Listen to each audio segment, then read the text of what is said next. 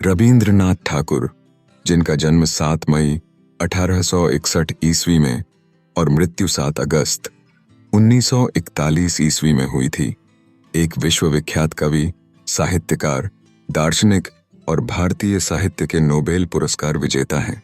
उन्हें बांग्ला साहित्य के माध्यम से भारतीय सांस्कृतिक चेतना में नई जान फूंकने वाले युगदृष्टा माना जाता है। वे एशिया के प्रथम नोबेल पुरस्कार सम्मानित व्यक्ति हैं। वे एकमात्र कवि हैं जिसकी 2 रचनाएं 2 देशों का राष्ट्रगान बनी, भारत का राष्ट्रगान जन गण मन और बांग्लादेश का राष्ट्रीय गान आमार सोनार बांग्ला गुरुदेव रबीन्द्रनाथ ठाकुर की ही रचनाएं हैं। रवींद्रनाथ टैगोर, जिनकी जादुई कलम ने दुनिया को गहराई से छुआ है, केवल एक कवि नहीं बल्कि एक दार्शनिक भी थे।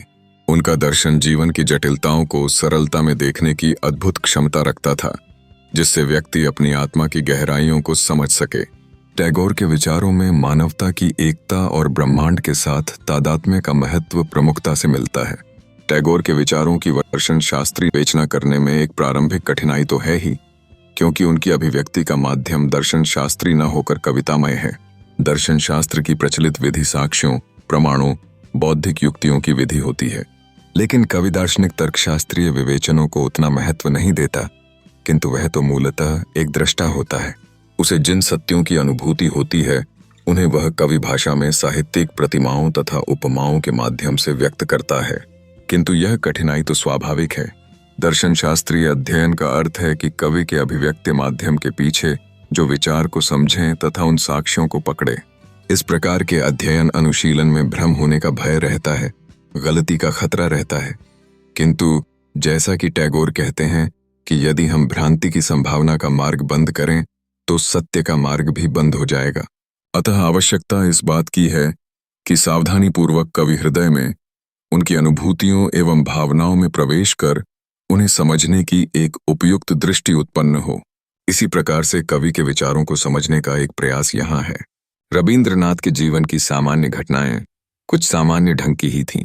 नोबेल पुरस्कार तथा शांति निकेतन की स्थापना के अतिरिक्त उनके जीवन की अन्य घटनाएं बाह्य रूप में कुछ उसी प्रकार से सामान्य थीं जैसा किसी समृद्ध परिवार के किसी सदस्य के जीवन में घटती हैं, किंतु उनके जीवन का यह बाह्य आवरण स्पष्ट संकेत देता है एक ऐसे सशक्त एवं पूर्णतया गतिशील जीवन का जो वे अपने अंतर में जीते रहे।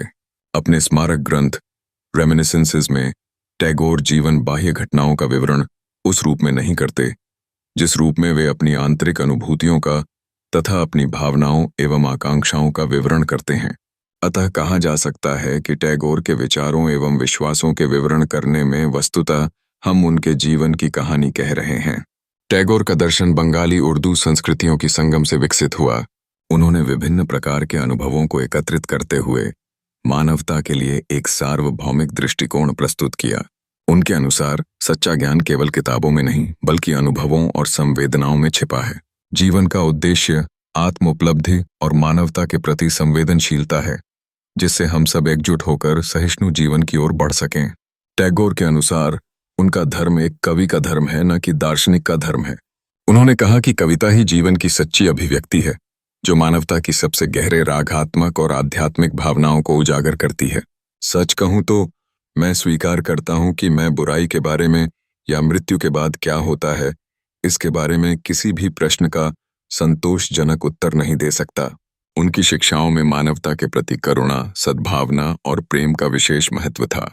टैगोर ने यह भी बताया कि समाज में कोई भी समस्या तब तक हल नहीं हो सकती जब तक कि हम अपनी व्यक्तिगत जिम्मेदारियों को न समझें। उनके अनुसार हर व्यक्ति का जीवन एक उद्देश्य से भरा होना चाहिए, और यह उद्देश्य केवल व्यक्तिगत लाभ नहीं बल्कि सामूहिक उत्थान होना चाहिए। गुरुदेव ने जीवन के अंतिम दिनों में चित्र बनाना शुरू किया। इसमें युग का संशय, मोह, क्लांति और निराशा के स्वर प्रकट हुए हैं।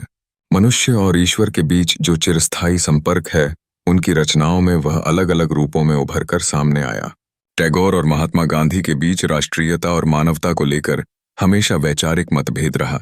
जहां गांधी पहले पायदान पर राष्ट्रवाद को रखते थे, वहीं टैगोर मानवता को राष्ट्रवाद से अधिक महत्व देते थे। लेकिन दोनों एक दूसरे का बहुत अधिक सम्मान करते थे। एक समय था जब शांति निकेतन आर्थिक कमी से जूझ रहा था और गुरुदेव देश भर में नाटकों का मंचन करके धन संग्रह कर रहे थे। उस समय गांधी जी ने टैगोर को 60,000 रुपए के अनुदान का चेक दिया था। जीवन के अंतिम समय 7 अगस्त 1941 ईस्वी से कुछ समय पहले इलाज के लिए जब उन्हें शांति निकेतन से कोलकाता ले जाया जा रहा था तो उनकी नातिन ने कहा कि आपको मालूम है हमारे यहाँ नया पावर हाउस बन रहा है। इसके जवाब में उन्होंने कहा कि हाँ, पुराना आलोक चला जाएगा और नए आलोक का आगमन होगा। टैगोर का दृष्टिकोण न केवल भारतीय संस्कृति के लिए एक दिशा प्रदान करता है बल्कि यह वैश्विक स्तर पर भी एक महत्वपूर्ण संदर्भ स्थापित करता है। उन्होंने शांति, प्रेम और सद्भाव की आवश्यकता को स्वीकार करते हुए एक ऐसा समाज बनाने की प्रेरणा दी जहां हर व्यक्ति की गरिमा और स्वतंत्रता का सम्मान हो। इसलिए रवींद्रनाथ टैगोर का दर्शन आज भी प्रासंगिक है और यह जीवन को नए दृष्टिकोण से देखने का एक मार्ग प्रशस्त करता है।